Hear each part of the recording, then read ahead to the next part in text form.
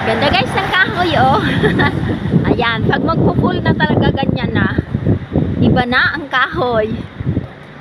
So, ayan na guys. Sama na naman kayo ng lola nyo bago daw kita nyo.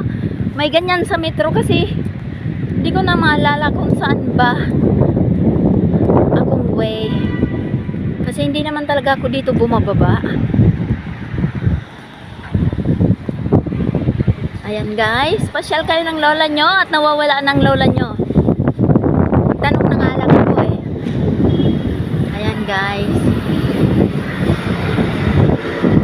So, dito ang lola nyo, Mary yan. Mary. Ito. City. Oh my God. Nawala na ang lola nyo kung saan na.